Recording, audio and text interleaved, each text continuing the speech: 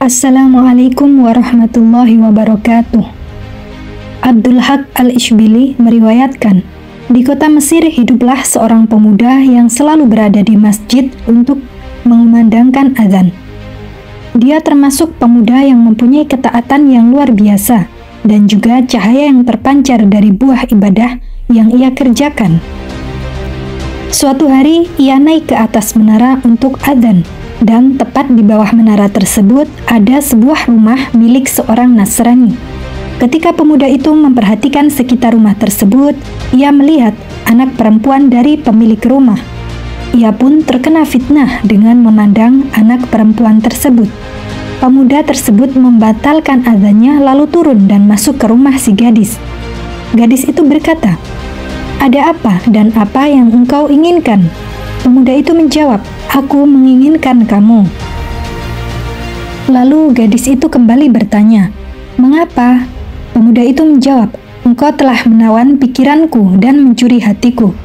Gadis itu berkata, "Selamanya aku tidak akan mau menerimamu dengan keraguan." Pemuda itu berkata, "Aku akan menikahimu." Lalu gadis itu menjawab, "Bagaimana bisa? Engkau seorang muslim, sedang aku perempuan Nasrani, dan ayahku tidak akan menikahkanku denganmu." Pemuda itu berkata, "Saya akan masuk agama Nasrani." Gadis itu berkata kembali, "Jika kamu bisa melakukannya, aku akan menuruti kemauanmu." Akhirnya, pemuda tersebut memeluk agama Nasrani agar bisa menikahi gadis pujaannya itu. Kemudian mereka tinggal di rumah si gadis. Pada hari itu juga, pemuda itu naik ke atap rumahnya dan jatuh. Seketika itu ia tewas dan tidak pernah mendapatkan kemenangan. Bahkan agamanya, Islam pun telah terlepas darinya.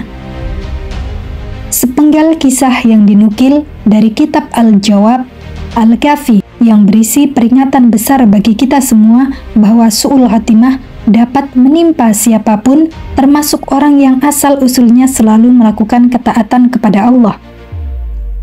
Su'ul khatimah adalah hasil akhir yang jelek.